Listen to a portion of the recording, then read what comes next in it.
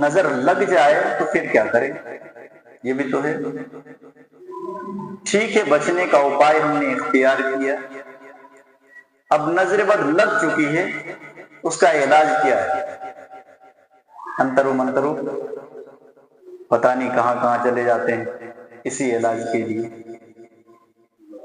ادھر جاؤ ادھر جاؤ، یہاں پہ دم کراؤ وہاں پہ دم کراؤ۔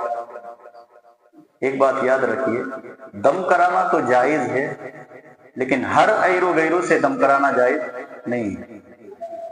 کم سے کم جانکار ہو، سنت کا پابند ہو، اور اسے پتا ہو کہ کن چیزوں کے ذریعے سے دم کیا جائے۔ نہیں تو بعض لوگ گانا پڑھ کے بھی دم کر دیتے ہیں، بعض لوگ اور کیا کیا نہ جانے پڑھ کر کے دم کرتے ہیں۔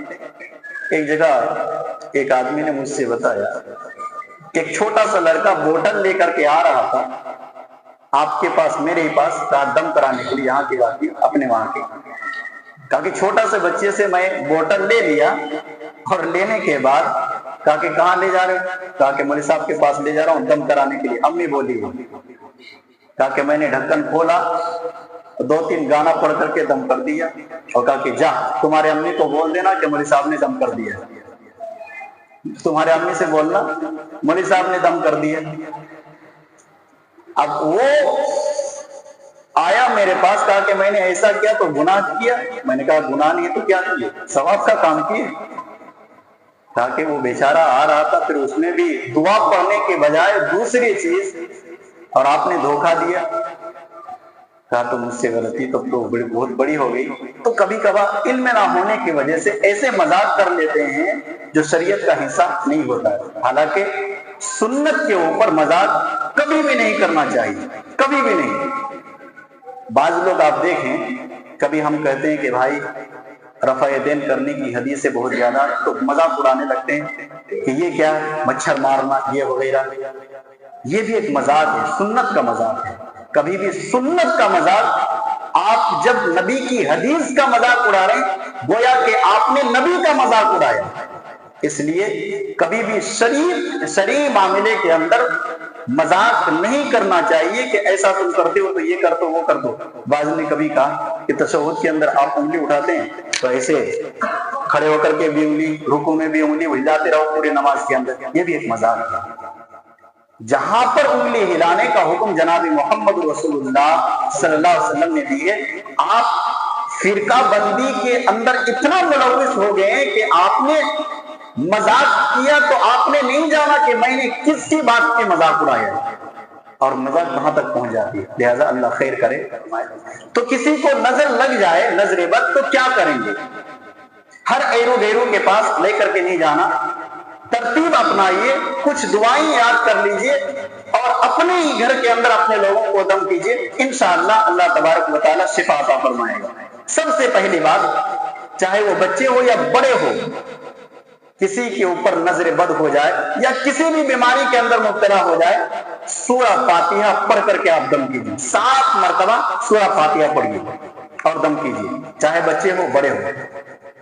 اور سورہ فاتحہ کا اثر بہت اچھا ہوتا ہے، اس کا رزلٹ بہت اچھا ہے۔ علامہ ابن قیم رحمہ اللہ لکھتے ہیں کہ میں مکہ کے اندر تھا، بیمار ہو گیا، اچھی طرح سے مجھے علاج کا کوئی ذریعہ نہیں دکھائی دیا، تو میں کیا کرنے لگا، سورہ فاتحہ کے ذریعے سے اپنے آپ کا علاج کرنے لگا۔ تو 1-1.5 مہینہ 2 مہینہ کے اندر مکمل طور پر میں اچھا ہو گیا۔ مجھے ایسی بیماری لگ گئی تھی کہ وہاں کے ڈاکٹروں نے بھی میرا علاج صحیح سے نہیں کر پایا، جبکہ میں نے سورہ فاتحہ پڑھ کر کے اپنے اوپر دم کرنے لگا، اپنے اوپر دم کرنے لگا، اتنا اچھا اثر ہوا کہ میں مکمل شفا ہو گیا۔ اللہ ہو گیا۔ تو سورہ فاتحہ سب سے پہلا اول نمبر پر سورہ فاتحہ کو رکھیے، چاہے بچے ہو بڑے ہو، جوان ہو بوڑھے ہو، مرد ہو عورت ہو، چاہے شوہر ہو یا پھر بیوی ہو۔ اچھا، کبھی آپ کے گھر کے اندر بیوی بیمار ہو جاتی ہے تو آپ نے کبھی دم کیا؟ دم کیجیے، بیوی کو بھی دم کیجیے، اور جب آپ بیمار ہو تو بیوی سے کہیے کہ پڑھ کر کے مجھ پر دم کیجیے، کیونکہ جناب محمد رسول اللہ صلی اللہ علیہ وسلم بیمار ہوئے تھے۔ حضرت عائشہ نبی علیہ الصلوۃ والسلام کی بیوی ہیں، بیٹی ہیں، اور دم کرتے جا رہی ہیں، نبی کے اوپر دم کرتے جا رہی ہیں۔ تو آپ بھی کبھی یہ پیترا آزمائیے، کبھی طبیعت خراب ہو تو آپ ان کے سامنے بیٹھ جائیے اور دم کرنا آپ شروع کر دیجیے۔ ایک جو ہے عورتیں دل سے سوچتی سے، لیکن ان کا ایموشنل بہت زیادہ ہوتا ہے۔ اب تھوڑا سا ان کے ساتھ ہمدردی کریں گے تو ساری بیماری دور ہو جاتی ہے۔ تو آپ بیٹھیے سامنے اور آپ خود بھی دم کیجیے۔ تو سورہ فاتحہ 7 مرتبہ، اس کے بعد کیا ہے، معوذتین پڑھیے، قل اعوذ برب الناس، قل اعوذ برب الفلق۔ سنن ترمذی حدیث نمبر 2058 نمبر کی حدیث ہے۔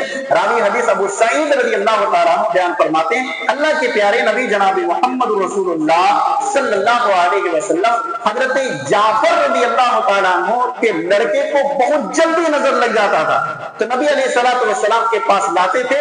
اللہ کے پیارے نبی اس بچے کو قل اعوذ برب الناس، قل اعوذ برب الفلق پڑھ کر کے دم کیا کرتے تھے، چاہے ایک مرتبہ پڑھیں، 3 مرتبہ پڑھیں، 5 مرتبہ پڑھیں، کوئی حرج نہیں ہے، آپ پڑھ کر کے دم کیجیے۔